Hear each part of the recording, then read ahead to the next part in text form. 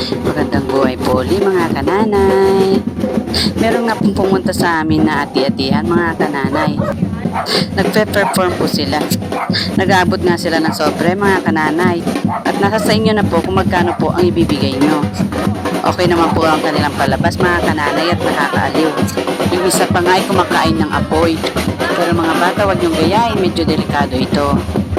Pagkatapos ay naglakad na nga po ako papunta ng palengke mga kananay. Dahil siyempre kailangan na naman po natin bumili ng ating uulamin. Yun na nga po, nagtingin na nga po ako ng kamatis at ng pechay.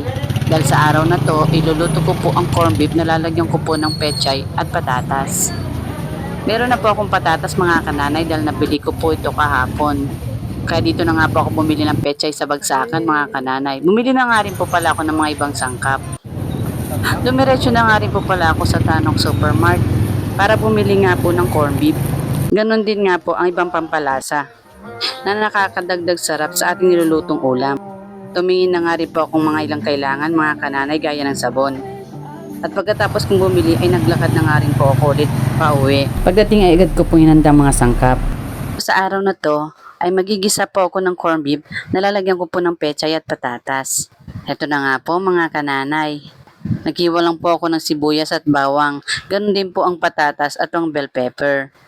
Hiniwa ko rin po ng malilitang kamatis. At mga 1 inch naman ang pechay. Handa na nga po ang lahat ng mga gamitin kong sangkap.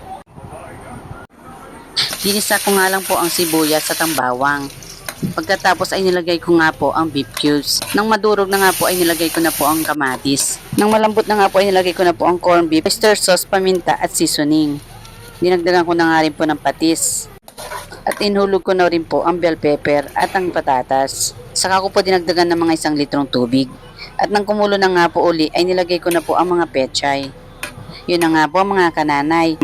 Luto na nga po ang ginisang corned beef na may pechay at patatas. Subukan nyo na rin mga kananay. Bukod sa tipid ulam na, masarap pa mga kananay. Tikman na nga po natin mga kananay.